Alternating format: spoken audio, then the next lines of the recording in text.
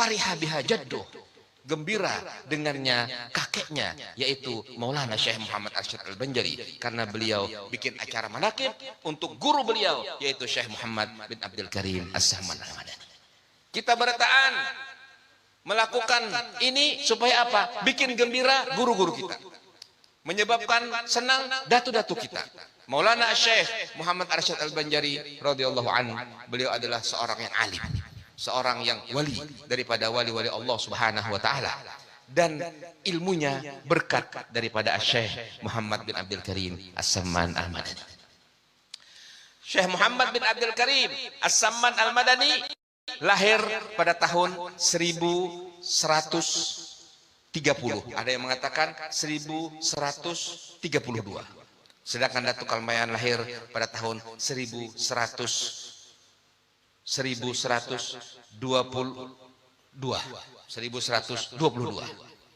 Jadi bedanya umur antara Datuk Kalampayan dengan Syekh Samman 10 tahun atau 8 tahun. Antara 10 tahun dan 8 tahun. Lebih tua Datuk Kalampayan. Tapi Datuk Kalampayan walaupun beliau lebih tua, beliau tetap hormat. Beliau tetap haus ilmu. Sidin tetap mengaji. Syekh Samman Al-Madani adalah kawan di majelis. Syekh Muhammad As-Samman adalah kawan di majelis, duduk di depan Syekh Muhammad bin Sulaiman Al-Kurdi, seorang alim dari Irak yang berdiam di Mesir, kemudian pindah ke Madinah, pengarang kitab Al-Hawashi Al-Madaniyah. Duduk di sana. Di antara murid-murid yang belajar kepada Syekh Muhammad bin Sulaiman Al-Kurdi, yang paling pintar, yang paling cerdas, yang paling alim adalah Muhammad Arsyad bin Abdullah Al-Banjari. Sehingga beliau mendapat gelar Al-Banjar. Banjar itu dalam bahasa Kurdi, dalam bahasa Irak artinya yang sangat alim. Dan itu gelar yang diberikan oleh gurunya. Jadi kalau Banjar kada pakai alif itu orang Banjar, Al-Banjari. Tapi kalau Al-Banjari itu adalah orang yang sangat alim, dan itu terkhusus bagi Maulana Syekh Muhammad Arsyad Al-Banjari dan keturunan-keturunannya. Alhamdulillah. Kalau kita berkisah tentang Syekh Muhammad bin Sulaiman bin Syekh Muhammad bin Abdul Karim As-Samman, tidak boleh kita tidak cerita tentang Syekh Muhammad Arsyad. Karena apa? Yang tahu tentang kita mengetahui Syekh Samman dari Datuk Kalampayan. Dan Datuk Kalampayan adalah khalifah daripada Syekh Muhammad bin Abdul Karim As-Samman Al-Madani radhiyallahu anhu. Demikianlah, terima kasih. Saya minum dulu. Santai ya Allah. Jangan terlalu tegang.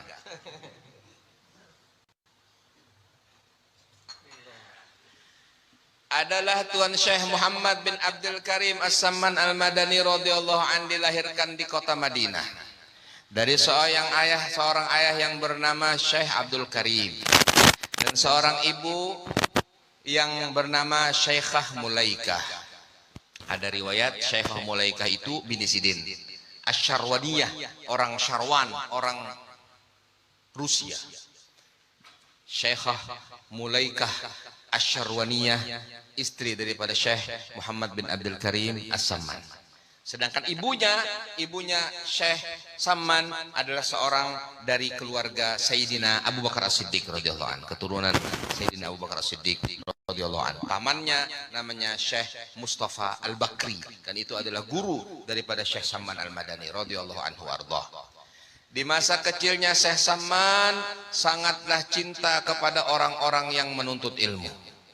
Jadi Sidin tuh mulai lagi halus sudah katuju benar, senang melihat orang-orang yang membawa kita belajar, menuntut ilmu, dihormati sama beliau, dilayani, mulai lagi halus. Kemudian beliau sangat cinta kepada orang yang alim-alim. Kemudian beliau sangat cinta kepada orang yang soleh-soleh. Tatkala beliau sudah dewasa, beliau diserahi tugasnya menjaga makom Rasulullah Sallallahu Alaihi Wasallam. Jadi orang-orang yang ziarah ke makam Nabi itu melalui Syekh Muhammad As-Samman. Sidin yang mengikuti kunci. Jadi bahari tutup sampai wah ini betutup, tapi kadang dibuka-buka wah ini bahari dibuka.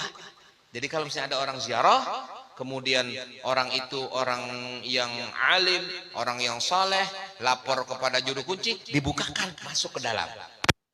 Itulah makna dari barang siapa yang ziarah tanpa izin daripada beliau As-Samman, juru kuncinya.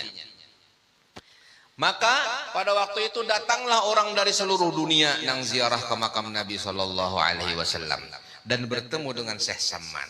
Syekh Samman nama ikuti kuncinya. Termasuk daripada adab ziarah, pian bertahan ziarah kemana saja, jangan sampai lupa untuk berdapat lawan juru kuncinya. Itu adab. Kemudian ziarah kemana saja jangan lupa bahadiah lawan tuan rumah. Apa hadiah kepada tuan rumah? Siapa nang berdoa di situ minta barii, siapa nang minta-minta di situ barii sekedarnya semampunya. Itu adab ziarah. Bahkan rahasia daripada ziarah adalah sedekah. Rahasia daripada ziarah adalah sedekah. Makanya di mana-mana di tempat ziarah-ziarah, di kubah-kubah banyak orang yang meminta-minta. Itu kenapa? Ujian bagi orang nang berziarah. Dermawan kah kadakah? Mun pacangan apik kada usah datang ke sini. Karena apa? Mereka wali-wali Allah Ta'ala adalah orang-orang yang dermawan. Mereka wali-wali Allah Ta'ala adalah orang yang tidak pernah takut dalam menginfakkan hartanya di jalan Allah. Kalau kita ingin berziarah kepada mereka, datang kepada mereka, hendak baelang pada mereka, umpati adab dan tata cara mereka. Bagi-bagi. Ya terserah. Kalau misalnya banyak duitnya banyak ya. Punya seadanya ya seadanya dan lain sebagainya. Itu ujian dari Allah. Jangan sekali-sekali engkau merasa jengkel. Jangan sekali-sekali engkau merasa marah kepada orang-orang yang meminta-minta, kepada orang-orang dan lain sebagainya. Jangan, karena apa? Mereka tuan rumah, kita tamu. Itu adab ziarah. Di samping adab-adab yang lain tentunya. Apalagi kalau perempuan harus pakai baju yang terhormat, baju muslimah, kemudian tidak pakai baju-baju yang menyebabkan mentereng, tidak berbangga-banggaan, apalagi agak-agakan dan lain sebagainya. Termasuk daripada hal yang sangat menyedihkan di akhir-akhir ini, banyaknya rombongan-rombongan ziarah yang apabila bebinian itu sekalinya begincu, kemudian be-make up dan lain sebagainya. Dikhawatirkan kalau mereka dalam keadaan seperti itu, mereka menyodorkan diri, mereka bercampur dengan laki-laki, dikhawatirkan bukan dapat pahala, malah tambah dosa. Karena apa? Keluarnya mereka kalau tanpa izin suaminya atau dengan niat-niat yang tidak baik, maka akan menyebabkan murka Allah dan pasti wali tidak senang dengan hal yang seperti itu. Oleh karena itu diperhatikan, karena kan ini rame yang ziarah-ziarah dan lain sebagainya, harus dengan adab, harus dengan akhlak, pakaian yang bagus, yang sopan. Ada laporan habis ziarah keliling bercerai dengan suaminya. Habis ziarah keliling ternyata kenal yang lain. Nauzubillah min dzalik. Ini bukan maslahat, ini malah madarat. Nauzubillah min dzalik. Hati-hati. Naam. Syekh Muhammad bin Abdul Karim As-Samman Al-Madani sangatlah hormat kepada kedua orang tuanya. Sehingga beliau sangat bakti kepada kedua orang tua sidin. Apabila ada yang ingin berziarah ke makam Nabi SAW, maka beliau menghormati akan mereka-mereka itu, melayani akan mereka-mereka itu. Jadi ditakuni di mana bemalam, munya kada ada tempatnya disiapkan tempat, munya kada ada makanannya dianjuri makanan, munya kada ada minumannya dianjuri minum. Begitu tata caranya mereka khidmah kepada Nabi Muhammad sallallahu alaihi wasallam. Itu gawiannya Syekh Muhammad bin Abdul Karim As-Samman Al-Madani. Adapun pesantren beliau itu adalah pesantren taslik wa tarbiyah. Jadi bukan belajar ilmu fiqih, bukan belajar ilmu hadis, bukan belajar ilmu tafsir, tapi belajar suluk. Di sana ada kamar-kamar nang halus-halus sesuai daripada nang disebut di dalam kitab Ihya Ulumuddin. Bagaimana kamarnya? Setinggi berdiri, kemudian setumbang sujud, kemudian sekedar awak beandap. Itu saja. Jadi kamarnya banyak. Untuk apa? Untuk suluk. Jadi murid-muridnya dimasukkan